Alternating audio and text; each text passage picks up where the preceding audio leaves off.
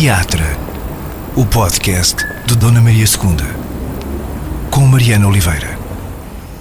E no Teatro desta quinzena, o podcast do Teatro Nacional Dona Maria II volta-se para a escrita. Gonçalo M. Tavares é o convidado deste episódio do Teatro. Gonçalo, obrigada por aceitares o convite, pelo teu tempo.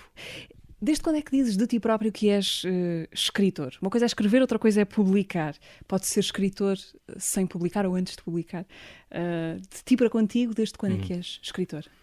Pois, eu acho que são dois mundos, escrever e publicar, e realmente às vezes confunde-se. Para mim é muito claro que são dois verbos que atiram para dois mundos e realmente se alguém escrever e morrer e não publicar, e depois publicar depois da sua morte, como há vários casos históricos importantes, quer dizer, não publicou em vida e foi escritor. Escritor tem a ver com escrever e, portanto, tem a ver com um certo isolamento, com a necessidade de isolamento. Eu diria que escritor é quem tem necessidade de se isolar, em parte. E nesse sentido, eu talvez tenha sentido a necessidade de me isolar a partir dos 18, 19 anos. E um isolamento que não é um isolamento de 24 horas, tenho uma necessidade absoluta de estar 3, 4, 5 horas por dia sozinho. E este sozinho transforma-se na leitura, na escrita, na reflexão, no que for, não é? No andar, e portanto eu acho que tem a ver com isso, quando senti a necessidade de ter um momento diário sozinho, não é? Eu começava por aqui porque este ano fazes 20 anos de escritor publicado. Não sei se já tinhas dado conta da efeméride, do número redondo. Não. Foi em 2001, julgo 2001. eu. Sim. Depois de dezembro de 2001, portanto será em dezembro de 2021, digamos, será em 2022 que está quase, sim, daqui a uns meses. Depois foi tudo muito rápido, é quase inacreditável também o que aconteceu a nível dos livros, não é? Principalmente de repente aparecerem traduções assim em línguas muito estranhas. Isso para mim era impensável.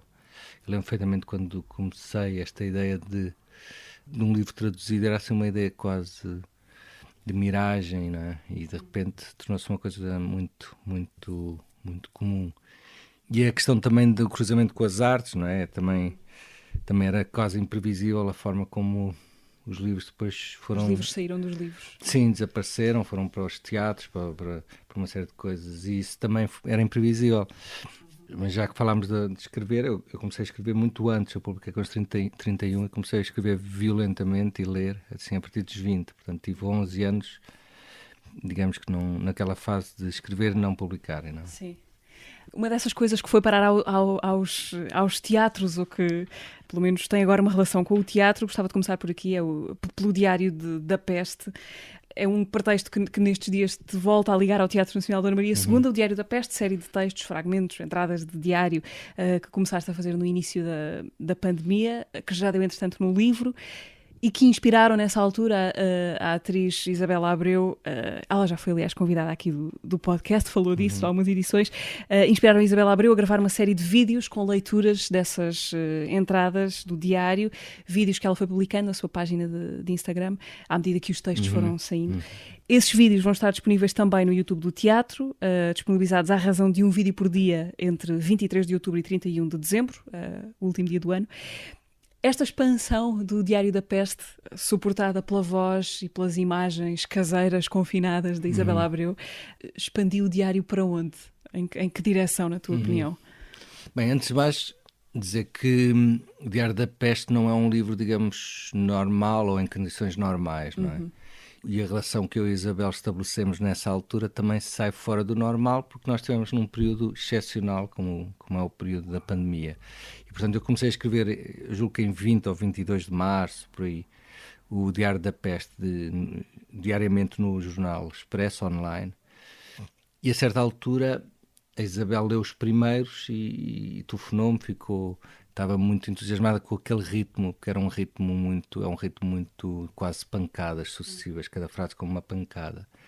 E rapidamente propôs isso de ela ler diariamente. Perguntou-me se eu gostava da ideia, eu disse claro, ótimo, fiquei muito contente, já conhecia a Isabel num período anterior, mas aqui nesta fase estabelecemos uma relação diária extraordinária, que vai ficar para sempre, até porque foi no período da pandemia, não é? Nós falávamos diariamente.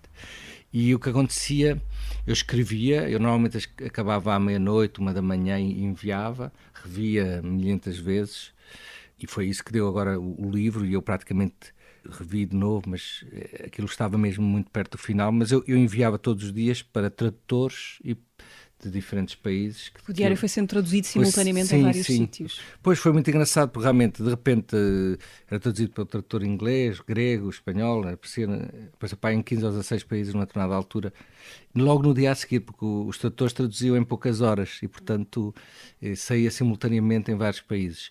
E, ao mesmo tempo, simultaneamente, eu julgo que a partir do 8º, 9º dia, portanto, a Isabel não começou logo no início, porque ela leu primeiro e depois... Começou diariamente também, no dia a seguir, a Isabela ler com filmagens. Isto foi aquele período de março a junho de 2020, foi o primeiro pânico.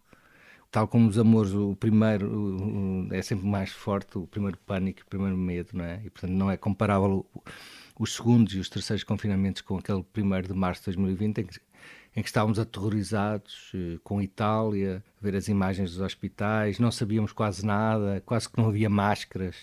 Eu lembro nessa fase de ir buscar uma amiga que tinha perto de Carcavelos e ela dar-me 2 máscaras, porque não havia, parecia um bem precioso, não é? E, portanto, é agora difícil nós quase voltarmos a pensar que período era esse, mas era um período invulgarmente forte. E realmente, a Isabel lê maravilhosamente, lê com uma intensidade extraordinária. Nós falávamos diariamente, porque ela às vezes perguntava pequenas dúvidas em relação a um autor, de tom, tom ou de um autor. Mas foi extraordinário, e acho que eu percebi, eu não tenho redes sociais, não tenho nada, sou um bicho do mato. Mas ela ia-me dizendo e enviou-me algumas reações muito fortes. Porque aqui o que eu acho mesmo que saiu do campo para além da questão da literatura e das artes e do teatro, eu acho que, sendo um momento especial e violento para todas as pessoas, eu acho que saiu da parte literária, criativa e teatral para entrar numa certa parte afetiva. E acho que muita gente se sentiu acompanhada pelos textos e muito também pela voz da Isabel, não é? As pessoas acompanhavam diariamente, esperavam, quando havia algum atraso, diziam, e, portanto, tornou-se algo muito, muito importante.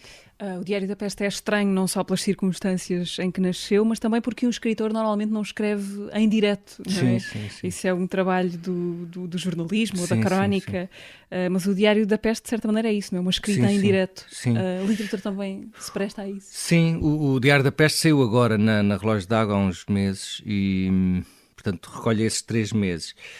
E até no meu processo é completamente revolucionário, porque eu não apenas não escrevo sobre o que está a acontecer, eu escrevo, vou revendo e às vezes passados 5 anos, 10 anos é que publico. Sei lá, Viagem à Índia eu escrevi em 2002, publiquei em 2010. Jerusalém devo ter escrito uns 7 ou 8 anos antes de publicar. Portanto, no meu caso eu até sou completamente um animal em diferido, não é? Eu escrevo e o que publico é algo que eu escrevi há 7 anos, 8. Mas aqui, dadas as circunstâncias, a certa altura eu senti que havia uma potência no que estava a acontecer que era incomparavelmente mais forte do que o que estava nos livros, na ficção. E tudo foi gerado porque eu não conseguia ler ficção, não conseguia escrever ficção. Estava com a energia, como penso toda a gente, canalizada nos telejornais, nas notícias, nos mortos, e de repente nos números. E de repente tive uma conversa muito séria com os meus 2 cães e os 3 em conjunto achámos que o melhor para a nossa sanidade mental seria eu canalizar toda aquela energia que estava estupidamente a absorver de forma passiva o que ia sendo transmitido pela televisão, transformar essa energia passiva e meio circular numa energia de criação. E, portanto, canalizei toda essa energia violenta, medrosa, metade corajosa, metade medrosa, etc., em escrever um diário, por exemplo, que era algo que eu não escrevia, não sei, porque foi mesmo um diário todos os dias, fim de semana, e realmente eu percebi que aquilo me orientou. De repente defini um centro, que era o diário, tinha uma tarefa, e também percebi outra coisa, que os estímulos, que as notícias podem ser há notícias que têm uma capacidade de criar metáforas, de criar imagens na nossa cabeça que são muito fortes, e portanto eu talvez tenha tido desde sempre uma espécie de preconceito tonto de que a literatura ou a arte é mais estimulante, e nesse sentido muitas vezes era estimulado pelas artes, não é? As artes faziam-me escrever, e o Diário da Peste acho que inaugurou em mim, claro que isto foi feito muito antes, mas esta ideia de que a realidade e as notícias podem ser um estímulo muito, muito forte, não é? Disseste a propósito do Diário da Peste, logo na altura em que ele começou, portanto ainda como textos do Expresso, que este seria sem dúvida um dos teus trabalhos mais importantes. Foi numa entrevista ao Carlos Vaz Marques, uma conversa online, em abril de 2020. Mantens? Sim, não tenho dúvida, sim. O livro é engraçado que eu acho que à medida que o tempo vai passando se vai transformando mais num documento também, mas um documento não é de um jornalista, é de um escritor, e portanto eu misturo as minhas leituras, misturo as reflexões, e portanto o livro é engraçado, saiu há poucos meses, e entretanto vai sair nos Estados Unidos, em França, em Espanha, saiu na Argentina, na Grécia, uma série de países. E eu sinto que há ali uma violência na própria escrita, porque não é engraçado que algumas pessoas iam dizendo que se sentiam acompanhadas, mas o diário era muito violento, não tinha nada ao tom de vai correr tudo bem, não, pelo contrário, vai correr tudo mal, está tudo a correr mal, vai piorar, não é? E portanto não... Foi um otimismo inicial que depois também se esboroou, não é? Sim, e o que eu acho também é que aquilo apanha... Eu tentei ser o mais verdadeiro possível do que se pode ser, ou seja, quando estava mais deprimido, acho que isso passava, quando estava mais assustado passava, quando estava mais otimista passava, o que eu estava a ouvir de música passava, e a música foi muito importante, é interessante também isso, mas acho que tem ali uma velocidade também de escrita que me interessa muito. É um livro completamente diferente dos outros, todos são diferentes, eu escrevo livros muito diferentes, e portanto este acho que tem essa particularidade. Por causa das redes sociais, ou da ausência de redes sociais, de que falávamos há bocadinho, és um autor muito interessado no fragmento, não é? O Diário da Peste, de certa forma, são fragmentos. Muitos outros livros são livros feitos de fragmentos. As redes sociais como forma de escrita fragmentária e rápida não te interessam? Bem, não sei, quer dizer, eu em primeiro lugar a decisão tem mais a ver com concentrar-me, não é? Acho que eventualmente as redes sociais se concentram, têm de certeza coisas muito boas, mas é uma decisão de tempo, e de um mortal. Eu vou morrer, enquanto estou a ouvir, o que é que eu quero fazer, o que é importante, em que é importante eu concentrar. E pronto, as redes sociais não entram nesta equação de 2 ou 3 frases. Vou morrer, estou vivo, tenho tempo limitado, o que é que eu quero deste tempo limitado? E, portanto, não está na linha essencial essa questão. Da escrita, pois eu não sei, eu gostava de eventualmente utilizar realmente alguma plataforma desse tipo de uma forma criativa, de uma maneira criativa. Eu não tive energia virada para aí, mas talvez. A questão do fragmento, quer dizer, o fragmento não é uma invenção, claro, da internet, né? Quer dizer, há clássicos gregos que escreviam por fragmento, não é?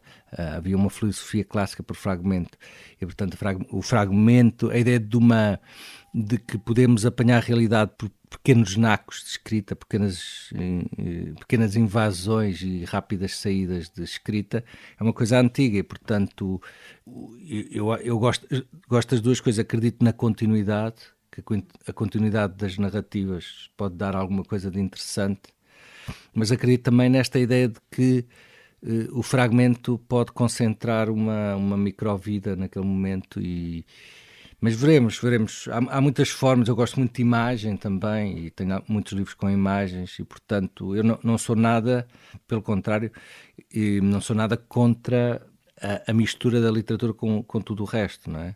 Nem com notícias, nem com a ciência, nem com a arte, nem com nada, não é? E portanto eu quero provavelmente experimentar literatura em muitos meios, sim. O que é para ti uma perda de tempo? Perder tempo? Bem, eu acho que às nossas opções pessoais, biográficas, isso tem a ver com cada um, e depois é o que é que nós queremos fazer, não é? em termos, digamos, de tarefas, o que é que nós queremos fazer, e dizermos um grande sim. E no meu caso, por exemplo, a certa altura quero escrever, e isso é um grande sim, e tudo o resto é não. Tudo o resto é não, é muito simples. E no meu caso ficou tudo muito simples. Poder, convites ligados ao poder, não. Tudo não. E portanto, eu acho que perder tempo é a pessoa fazer uma tarefa que é um desvio do seu percurso, que é um desvio inútil e pouco entusiasmado do seu percurso. Desvios entusiasmados são ótimos. Desvios não entusiasmados por obrigação são péssimos e são perdas de tempo, sim. Embora às vezes nesses baldios da vida também surjam coisas. Não é? Claro, sim, não, mas eu estou a dizer mais a questão da pessoa se concentrar. Há uma certa... A ideia do diabo como tentação é engraçado, não é? E a tentação que nada tem a ver com tentação pecaminosa, até é uma tentação de sair das suas grandes vontades, não é? E nesse aspecto o diabo está sempre a voltar de outras formas, não é? Da vaidade de aceitar um cargo qualquer, quer dizer, uma pessoa com 20 anos pode estar no risco de cair nessa vaidade, com 25 depois com 30, 35, ou seja, não é uma coisa que a pessoa diga aos 20 anos. Por exemplo, é evidente que aos 20 anos, depois de ler muita coisa para mim era claro que eu não queria aceitar coisas assim políticas ou de dinheiro ou de não sei o quê, tal. Mas é muito fácil ser minimamente corajoso aos 20 anos. Isso é muito fácil, é uma brincadeira de criança, é uma brincadeira de 20 anos. Difícil depois aos 30, depois com outras responsabilidades, aos 40, 50, continuar a dizer não é? O diabo vai refinando. Vai refinando e vai chegando, disfarça-se de outras maneiras, não é? E eu acho que tenho conseguido resistir um bocado a essas tentações que me iriam dar coisas se calhar boas, mas que não são do meu caminho, não é? Eu quero escrever e isso fica muito tranquilo. Tudo o resto fica tranquilo, não é? A tua relação com o teatro, e começando a desbravar esta parte da relação com as várias artes, a mais óbvia por via dos textos que têm sido adaptados para o palco, tu como espectador de teatro, o que é que te interessa? Que teatro é que te interessa? Bem, eu sempre fui um espectador, não é? Ou seja, leitor, espectador são duas atividades, no meu entender não são passividades, ou seja, eu não estou sentado na cadeira a receber um livro ou a receber uma peça de teatro, eu estou muito a emitir, estou a pensar naquilo, estou a ver aquilo e nesse aspecto o meu trajeto de leitor foi simultâneo ao meu trajeto de espectador de teatro, de cinema, de dança, etc. E é engraçado, por exemplo, eu circulava muito e era quase interessante ver que havia uma espécie de fauna de espectadores da dança, depois ia-se ao teatro, já não eram os mesmos, vai-se à arte contemporânea, já não são os mesmos. E eu sempre circulei por todos. Em relação ao teatro, sim, eu lembro desde a primeira peça do Teatro Praga, lembro-me dessas. Eu lembro que havia uma fase em que ia ver muito o teatro que estava realmente a aparecer, as primeiras peças, e acho que vi muitas primeiras peças de grupos que depois fizeram um percurso engraçado. Mas sim, eu sempre gostei de muita coisa, mas sempre gostei da mistura, muitas vezes, não diria do informe, mas da forma híbrida ou da forma naturalmente, que não nasce de uma estrutura clássica, apesar de eu gostar muito de clássicos, mas sempre vejo a ideia do clássico como alguma coisa a que temos que voltar por outro caminho, não é? Aliás, a palavra original, a etimologia tem a ver com isso, vem da origem, original. Ser original é voltar à origem, ao contrário do que se pensa. Ser original não é como aquelas vanguardas que achavam que estavam a começar do zero, não é? Ser original é voltar ao início, mas voltar por outro caminho. E eu sempre sempre gostei de ver as artes, teatro incluído, neste mundo do ligeiro desacerto, da ligeira desincronização. Por exemplo, um texto não teatral passado para teatro. Eu acho que isso, a mim, muitas vezes interessa-me mais do que uma estrutura muito fixa já. Foi o caso do que aconteceu à adaptação do Marco Paiva ao romance, que se anuncia como romance Uma Menina Está Perdida no Seu Século à Procura do Pai. Aconteceu nos 30 anos da Carina Abel Teatro. O Marco, ele já esteve aqui no podcast há uns tempos, ele contou como é que foi. Ok. O processo desse espetáculo foi muito bonito. O Gonçalo ligou-me um dia e disse, olha, eu tenho um livro que escrevi sobre uma menina que tem trissomia 21 e que eu acho que tu ias gostar de trabalhar sobre ele. Eu disse, pá, Gonçalo, eu não tenho interesse nenhum em fazer um espetáculo sobre uma menina que tem trissomia 21. Eu trabalho com pessoas que de facto têm trissomia 21, mas prefiro falar sobre, ou perguntar-lhes a elas sobre se isso é uma questão. E nunca nenhuma delas me respondeu que isso é uma questão. As questões para as pessoas com quem eu trabalho é o amor, a guerra, a violência, aquilo que é transversal à maior parte do teatro que se faz, não é? Não é a trissomia 21, portanto acho que não vou ter interesse nenhum. Ele disse, olha, mas lê o livro e depois falamos. Eu li o livro e percebi que o livro não é sobre uma menina que tem trissomia 21, é sobre dois seres humanos completamente antagónicos que se encontram e começam uma viagem juntos de encontro com espaços, pessoas, histórias. Então isso interessava-me muito. Confirmas a versão do Marco? Sim, é muito... Eu se calhar queria acrescentar que foi um processo... O Marco disse que foi muito bonito, foi mesmo muito bonito, foi extraordinário.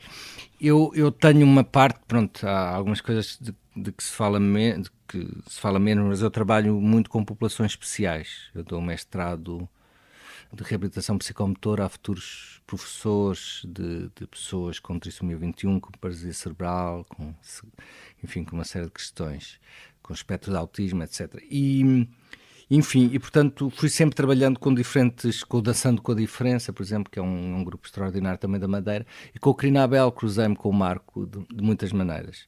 E realmente esse espetáculo foi absolutamente extraordinário, porque foi o Crinabel, que é um grupo realmente composto de pessoas com paralisia cerebral, com trissomia 21, pessoas com muito talento. O Marco faz, eu fui ver alguns ensaios, é de um rigor e de um profissionalismo incrível, e eles também, não é? Ensaiam e repetem dezenas de vezes como os atores devem repetir para ficar bem. E foi um momento muito, muito extraordinário, porque realmente, de repente, estava ali um romance, uma menina está perdida no seu século, que é uma menina que está com trissomia 21, 14 anos, que encontrou um homem, está à procura do pai, está perdida, e há um homem que lhe dá a mão e vai por várias cidades à procura do pai dela, não é? E de repente o palco estava cheio tinha dois atores do Teatro Nacional e tinha também então o grupo Crinabel. E aconteceu uma coisa que é milagrosa. Eu já acompanhava o Crinabel, tinha visto outras peças, eu já tinha feito Kafka, tinha feito uma série de... Mas havia sempre, eu lembro-me, uma certa, pelo menos para mim, eu julgo que o Marco também sentia isso, e as pessoas, uma certa tristeza, porque quem estava a assistir, ou eram pessoas como eu que se interessavam que estavam ligadas às populações especiais, ou eram os pais dos atores, os familiares, portanto parecia uma coisa muito fechada. De repente, o Tiago, e temos que dizer que realmente foi um gesto incrível do diretor do Teatro Nacional. O espetáculo foi na Sala Garrett. Foi na Sala Garrett, na Sala Maior, estava cheio, e portanto cheio de espectadores do teatro, espectadores normais de teatro, e foi absolutamente comovente, acho que chorámos todos, foi mesmo muito extraordinário, acho que as pessoas estavam mesmo muito contentes, os atores, havia um monólogo, o Marco teve uma coragem enorme, havia um monólogo, enfim, de um rapaz incrível, que se fala com muitas dificuldades, move-se de joelhos no palco, portanto com grandes dificuldades de locomoção e de verbalização, as palavras mal se entendem, não é? E um monólogo de 5 minutos que representa, para as dificuldades que ele tem de falar, representa se calhar dizer 2 ou 3 frases, mas absolutamente incrível, de uma coragem, porque ao mesmo tempo esta ideia de que não se deve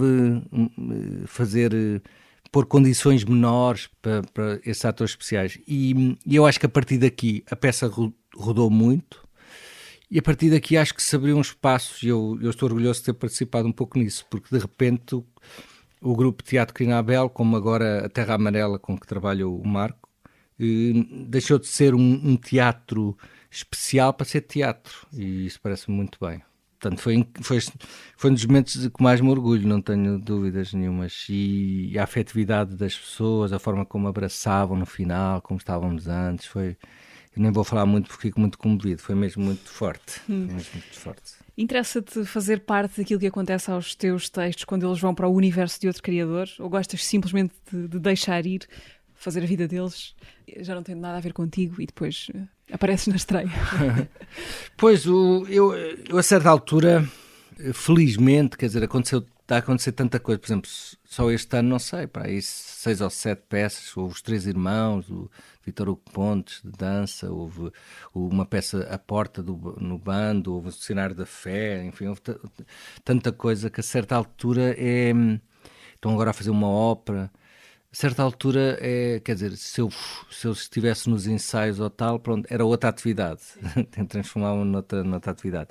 E, portanto, o que eu digo sempre, e trabalhei com encenadores extraordinários, por exemplo, com o Marco Martins, também já fiz várias coisas, e a ideia sempre eu faço o texto e depois a forma como os transformam tem a ver com o encenador, com o realizador, e não é... E eu nunca, quando vou às vezes, e tento sempre que posso, agora a pandemia cortou um pouco isto, nestes mais recentes não consegui isso, mas sempre que posso ia lá a meio ver, quando eles me pediam para ir, e dava sempre um feedback que é um feedback não a defender o texto, porque para mim o texto já acabou, aquilo já não tem nada a ver com o texto, tem a ver com uma peça de teatro que por acaso utiliza texto, entre muitas outras coisas, ou uma performance que, entre muitas outras coisas, utiliza texto. Mas a minha ideia sempre é defender a peça. Eu lembro-me que antes do bando A Porta, eles há muitos anos fizeram o Jerusalém em teatro. Eu lembro perfeitamente de ir a um ensaio e lembro que o João Brites até ficou meio surpreendido, porque era o início e se calhar não me conhecia, de eu dizer, olha, para mim tinham que cortar metade do texto, tá? Esse texto já não... tem que se cortar, não é? E, portanto, a minha relação sempre é depois como... Não há uma ansiedade de ver como é que aquilo vai ficar. Não, eu acho... Há uma curiosidade, mas sempre... Eu acho que é uma obra de outra pessoa. Nunca... Não é a minha obra. Mesmo que um filme que façam sobre o meu texto, o filme é do realizador. E acho que se quer precisamente fazer uma coisa literária no teatro ou uma coisa literária no cinema, vai resultar mal. E, portanto, liberdade total. E quando vou lá é muito para tentar, eventualmente com o que eu fui já recebendo como espectador e de cinema, teatro, etc., tentar dar um feedback e acontece às vezes até que me convidam, alguns amigos, realizadores ou diretores de teatro, convidam para ir ver peças até em que eu não tenho nenhuma intervenção nos ensaios para dar... Um crítico, simplesmente. Não, para dar... Não, crítico no sentido para dizer, olha, acho que isto é interessante, isto se calhar não é tão interessante, tal. E isso é engraçado. E eu tenho exatamente a mesma postura quando são textos meus, não é? Voltando à Menina Perdida no Seu Século, ela era um livro com personagens que andavam pela cidade. Uhum. Julgo que também gostas de andar pela cidade. Sim, o que é que sim. orienta essas caminhadas pela cidade? Bem, agora estamos a falar no pós-pandemia, numa espécie de saída da água depois de um mergulho fundo, não é? E, portanto, é quase difícil memorizar o que era o antes da pandemia, porque quando se fala do caminhar, eu agora recuperei de novo, mas no período de pandemia, de alguma maneira, isso foi interrompido, não é? Pelo menos em parte. Não, o caminhar é isso, escrever. Quando se fala de ser escritor, eu quando caminho estou a escrever, claramente. E não a escrever mentalmente, mas a escrever por estar a observar um pormenor, ou seja... Não que eu esteja a pensar, vou levar isto para a escrita, mas estou a absorver qualquer coisa. Eu acho que não desligo essa máquina de tentar entender ou tentar sugar uma espécie de essência qualquer das situações. E, portanto, caminhar, particularmente para mim, é na cidade, no meio de pessoas. Eu gosto imenso. Eu não gosto da caminhada no meio da natureza. Isso entedia-me. Isso é só se eu estiver exausto. Se eu estou com energia, quero caminhar no meio de pessoas, porque é como um conto do Edgar Allan Poe que se chama A Multidão, que era um maluco que ia sempre procurar estar próximo da multidão para absorver essa energia, não é? Havia ali uma energia. E eu acho que a energia das pessoas é absolutamente incrível e não é traduzível em nenhuma outra energia, mesmo dos animais, não é? Eu gosto imenso de animais, mas a energia humana tem ali qualquer coisa, o rosto humano, por exemplo, e nesse aspecto a pandemia, ao tapar parte do rosto, tapou parte da energia humana, não é? Mas eu tento caminhar, quando eu falo em caminhar, parece que é uma coisa de pernas, mas caminhar como eu caminho é mais uma coisa de olhos, mas olhos que vão mudando de posição, não é? Olhos que vão mudando de posição e que vão vendo coisas diferentes. Essas horas no meio da multidão contam como as horas sozinho? Sim, mas normalmente são horas pós... Eu escrevo de manhã, costumo estar 3, 4 horas isolado de manhã, não é? Numa espécie de bunker. E depois, normalmente a caminhada é quando consigo, depois do almoço, e aí caminho. E portanto já é um... Sim, o caminhar... Eu quando combino com alguém também caminho, não sou muito mais gosto muito mais de conversas a caminhar do que conversas sentadas num café. Acho que é uma conversa muito mais estimulante quando se caminha, não é? Eu sou um partidário do pensamento em caminho e, portanto, mas por norma caminho sozinho e com uma espécie de radar e de zoom, não é? Uma coisa de repente perceber que há uma discussão ali entre dois namorados que está ali a começar ou que está ali. Isso interessa muito, esse tipo de coisas. Mudando aqui de assunto, mais ou menos, gostava de falar da tua relação com a língua portuguesa, no caso, porque é a língua em que escreves. Dá a ideia que não és um escritor especialmente investido ou excessivamente investido na parte barroca ou estética, deslumbrado da linguagem. A língua para ti tem um aspecto funcional, sobretudo, ou não? Ou isso é pouco? Não, pois, não. Eu faço coisas muito diferentes. Por exemplo, Sim. o Diário da Peste é um bom exemplo em que a questão sonora da língua era muito importante. Aliás, eu acho que nisso é uma mudança mais recente dos últimos anos, que é de repente a questão da colocação dos sons, das palavras, e de repente a língua tomar uma importância não apenas pelo que diz, mas pela forma como diz, não é?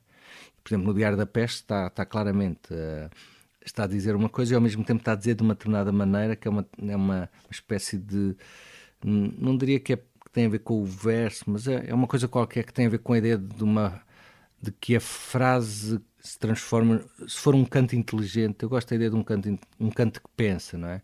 Não gosto do canto puro no sentido da língua se transformar num som, não é? Mas também não gosto acho que também, por exemplo, o Diário da Peste acho que tem muito também essa parte do tentar pensar, mas tentar pensar percebendo que há determinados sons que elevam ligeiramente o pensamento, não é? Isso parece-me interessante. Mas é evidente que eu tenho... A questão da reflexão e do pensamento pode não ter a ver com a questão da língua no geral, mas eu escrevi, por exemplo, uma viagem ainda que é a partir dos Lusíadas, não é? Portanto, eu escrevi até textos... Portanto, há um livro, que é um livro com alguma importância, que parte da grande referência da língua portuguesa, que é os Lusíadas, não é? Da língua mesmo, não falo tanto de literatura. Mas, por exemplo, já escrevi também um livro sobre breves notas sobre Lhansol, Maria Filomena Mulder, e, portanto, eu tenho... não apenas textos, além de uma série de textos sobre escritores portugueses, desde Agostinho ao José Cardoso Pires, etc. Mas eu tenho, digamos, 2 livros sobre escritores portugueses e, portanto, a língua portuguesa não é... Quer dizer, não me lembro assim rapidamente de muitos escritores portugueses que tenham livros inteiros sobre outros escritores portugueses, não é? E, por exemplo, esse breve notas sobre Lhansol, Mulder e Zambrano. Zambrano é espanhol, mas quer dizer... É um exemplo de como a língua portuguesa e a literatura portuguesa me interessam também particularmente. Claro que eu tenho muitas outras coisas que são de outro mundo, mas a língua parece-me essencial, sim. É importante para ti a ideia de projeto, de ter projetos, coisas projetadas no futuro, como um arquiteto que imagina uma coisa e daqui a uns tempos é uma casa? Sim. Eu tenho uma ligação engraçada, de alguma maneira fui adotado, acho eu, pelos arquitetos, não é? E porque, não sei, já fiz muitas coisas, convidam-me para escrever textos sobre que eu não sou arquiteto, não percebo nada de arquitetura, mas às vezes convidam-me até para escrever textos sobre casas, e eu escrevo falando do vento e do fogo e dessas coisas. Mas a ideia de desenhar, a ideia do arquiteto que desenha uma casa que mais tarde alguém vai construir, mas que está ali já em termos potenciais tudo, é uma ideia muito forte. Eu lembro de há muitos anos ir ao Brasil e estarem a construir um edifício do Niemeyer, tá? Uma construção do Niemeyer, 4 anos depois dele ter morrido. E era... Eu não me lembro agora onde é que era, em que cidade brasileira era, mas estavam para aí no 2º andar portanto era um prédio, e aquilo tinha 7 ou 8, e portanto estavam no começo. Eu lembro de uma criança pequenina que estava perto de mim, uma grande coincidência, e ela perguntou-me, dela me perguntar muito, eu explicar, dizer, isto é um edifício projetado por um arquiteto que se chama Niemeyer, que já morreu e tal. Pronto, eles estão no segundo andar, ainda faltam uns tantos, ainda vai durar uns anos. E ele estar muito fascinado com aquilo, como é que estão a construir algo de uma pessoa que já está morta, não é? E eu, a certa altura, até pela pergunta e pelo fascínio daquele miúdo, eu percebi que aquilo era uma obra de alguém que já estava morto, para alguém que provavelmente ainda não tinha nascido, porque era muito fácil ver, até pelas poucas pessoas que estavam na obra, que aquilo ia durar muitos anos. Eu acho que ainda deve estar para aí no terceiro ou quarto andar, ainda vai. E portanto, aquilo provavelmente era um projeto feito por alguém que já morreu, para alguém que ainda não nasceu, para os filhos de tal. Eu acho isso extraordinário. É, de repente, uma pessoa que já não está cá, mas há uma quantidade de pessoas a construírem algo que ele imaginou. Não apenas, e quer dizer, ele imaginou apenas desenhando, não é? Isso é extraordinário. A escrita tem isso também, não é? Porque daqui a 30 anos alguém pode ler o que alguém escreveu. Eu tenho, por exemplo, o projeto O Bairro, não é? Que claramente há um desenho com 40 e tal habitantes, enfim. Também tenho o projeto esse bairro ser invadido por uma espécie de caminhonetas de senhoras, artistas e criadoras. Portanto, esse é um bom exemplo de um projeto gigantesco que eu sei que é irrealizável, que vai ser interrompido pela morte, mas eu gosto dessa ideia, por exemplo, de um projeto, tal como sei lá, ter livros que claramente não se vai conseguir ler, só se viver 700 anos, não é?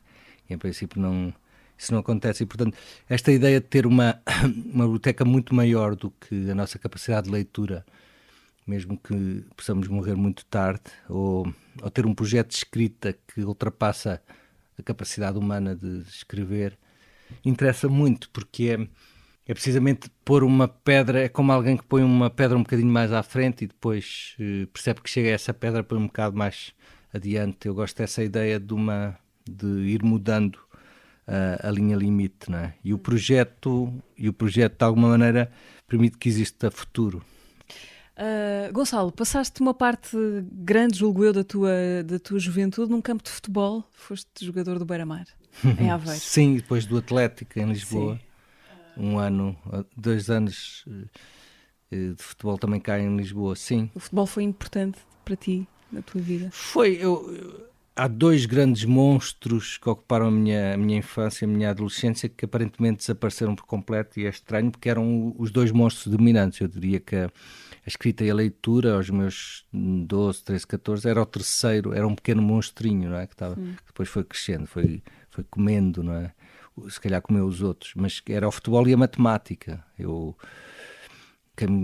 Colegas do 8º ano ou do 9º ano lembram-se de mim pela intuição que eu tinha da matemática, e porque na altura percebia mesmo daquilo.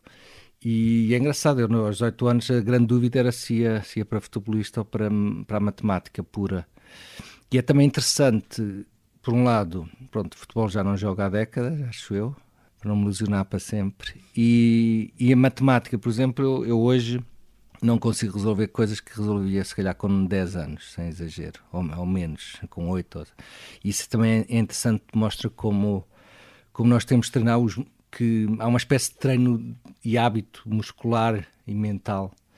E, portanto, por exemplo, em termos da matemática, há uns músculos da matemática mentais que, se nós não os treinamos, atrofiam. E eu acho que da linguagem também, não é? Isso é engraçado. Mas sim, o futebol, eu acho que a questão do corpo, eu no início até brincava, numa conversa inicial, dizer que primeiro senti dores no metatarso e depois na metafísica, não é? E a questão de... A dor física ganha sempre, não é? Sim, o que quer que esteja a acontecer.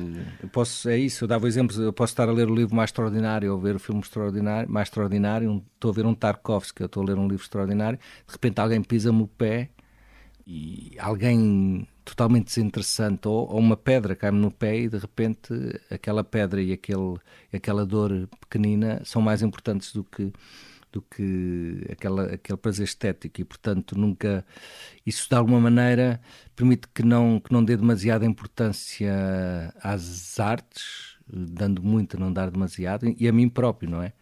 Houve uma altura que eu escrevia crónicas na Visão, e havia uma espécie de subtema que era, ou subtítulo, que era: não te leves demasiado a sério, leva a vida a sério, mas não te leves demasiado a sério. A vida é para levar a sério, mas não. E acho que o futebol, por exemplo, a questão da dor física, principalmente, parece uma coisa que eu percebi. Porque eu jogava, era avançado, e a ideia que eu tenho de futebol é de eu apanhar pancada. E eu, a certa altura, eu tinha algum jeito para o futebol, tive assim umas seleções de não sei o quê e tal. E eu lembro que a certa altura foi uma espécie daquelas clarividências religiosas. Aqui não foi muito religioso, foi meio uma clarividência óssea, digamos, ou muscular. A certa altura eu percebi: mas porquê é que eu estou a entrar num espaço, num retângulo, para apanhar pancada e para ficar todo esfolado e com dores e com o pé torcido? Não faz muito... não havia recompensa. Sim, quer dizer, eu não, a certa, pensei, isto é um bocado absurdo, isto não faz sentido. E aí desisti. Gonçalo, vamos parar um minuto para ouvir algumas das coisas que veio cá dizer a Beatriz Batarda. Ela foi a convidada há 15 dias no último episódio do Teatro. O Marco é um encenador profundo e assombrado.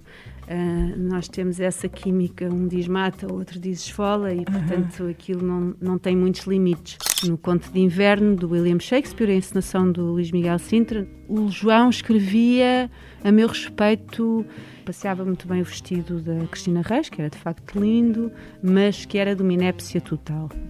E era verdade, era absoluta verdade. Porque alguém me perguntou: tu queres ser atriz agora ou queres ser atriz quando tiveres 60 anos? Aliás, eu até sei quem é que me fez essa pergunta. Foi o Hélder Macedo.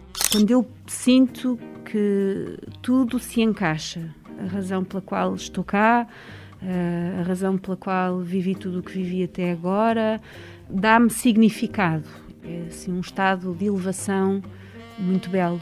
Não sei, uma única frase de nenhum texto que eu tenha feito, nenhum filme que eu tenha feito até hoje. A única que eu sei foi a primeira frase que eu disse no cinema, e eu dizia esta beleza: brasas a cair e a ficarem em cinzas.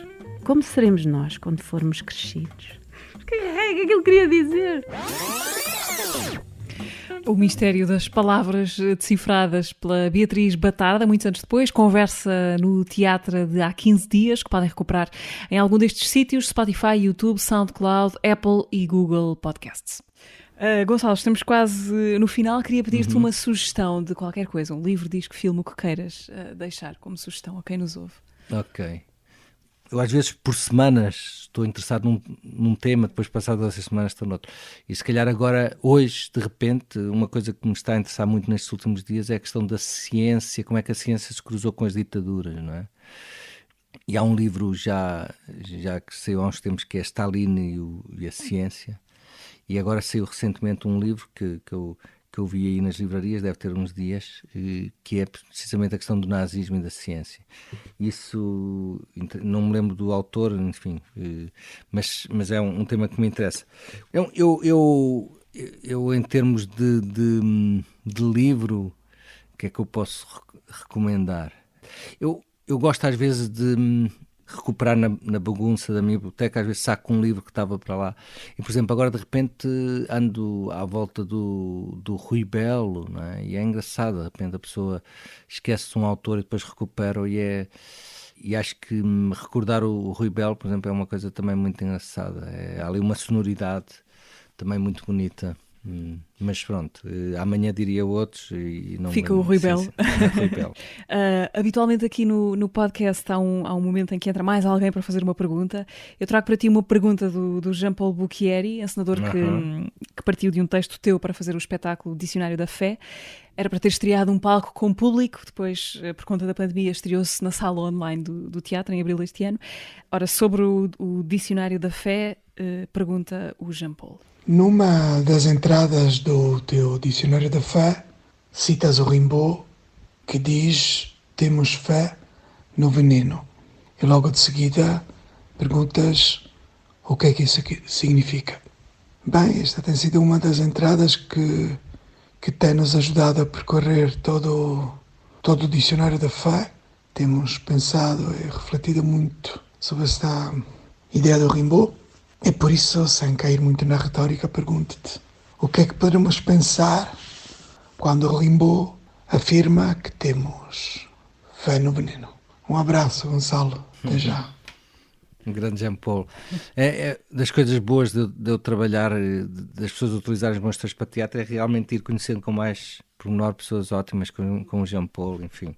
Não, esse verso, ter fé no veneno, quer dizer, eu gosto das infinitas interpretações. Eu vou dar uma das possíveis infinitas interpretações, mas, por exemplo, estava agora a pensar que ter fé no veneno pode ser ter fé um bocado na doença, ter fé no perigo, ter fé no que pode matar, ter fé na dor, não é? Por exemplo, há uma filosofia, há uma linha da filosofia que defende que a pessoa só pode adquirir determinada sabedoria, determinados conhecimentos ou mesmo sabedoria, se passar por uma determinada dor. Portanto, que a dor é a porta de acesso a um determinado conhecimento, que alguém pode estudar muito, o maior estudioso do mundo, se não passar por uma determinada dor, por um determinado veneno, se quisermos agora usar a palavra que usa Rimbaud, não vai chegar a esse patamar de sabedoria, não é? Aliás, o Nietzsche dizia sobre os gregos o que este povo deve ter sofrido para conseguir ser tão sábio, não é? Há versos clássicos, por exemplo, que dizem: eras um homem, sofreste, tornaste-te num Deus. Enfim, há muitas referências a esta ideia de que a dor não é uma questão, a dor e a doença, este envenenamento da vida, porque a saúde é a grande vida e a doença, a dor são uma espécie de veneno que nos vai lembrando que vamos morrer. E há muitas teorias que defendem que estes pequenos venenos são a maneira de nós acedermos a uma sabedoria diferente, não é? E acho que pode ser isso. A propósito da saúde e da doença, há um dilema, uma espécie de dilema do teu livro, do Aprender a Rezar na Era da Técnica, que tem a ver com a diferença entre o homem e a máquina, de certa maneira. É o dilema do cirurgião tecnicamente perfeito, mas que é uma máquina sem empatia, ou o cirurgião que sofre pelo doente, por aqueles que trata, e por isso a sua mão treme e hesita, e por isso não vai ser tão hábil nos gestos da cirurgia. E, portanto, nestas situações limite, queremos eficácia ou queremos humanidade. Eu queria perguntar-te se achas que faz sentido atualizar isto em função dos nossos tempos e pensar que, por exemplo, se tivermos uma vacina que salva milhares de vidas em tempo recorde, descoberta por uma mão que não treme. Sim, quer dizer, eu acho que a tecnologia é isso. A tecnologia, em princípio, é uma coisa que a familiaridade ou a estranheza não causa alterações, ou seja, uma fotocopiadora não vai fotocopiar melhor por aquela mão já ser conhecida ou não é? Depende de uma espécie de programa já pré-definido. E nesse aspecto, no Aprender a Rezar na Era da Técnica, o que se defende muito é esta ideia de que a humanidade treme, não é? O humano treme. E isto tem a ver com esta ideia da fragilidade e isso não vai contra a ideia de ciência, quer dizer, nós felizmente inventámos coisas que não tremem, as máquinas, não é? Mas o que é interessante, e eu recentemente escrevi um texto sobre isso precisamente, o que é interessante é que nós não queiramos também criar uma espécie de seres que não tremem, não é? Nós já temos esses seres que não tremem, que são as máquinas. Para dar um exemplo, uma fotocopiadora, em princípio, na pandemia ou fora da pandemia, funcionou da mesma maneira. Se não funcionou, se avariou, não teve a ver com coisas concretas, não tem medo, não tem coragem, não tem entusiasmo. Uma máquina não se entusiasma. E estas questões que muitas vezes são a causa de falhas, o entusiasmo pode ser a causa de falha, mas é a grandeza do humano.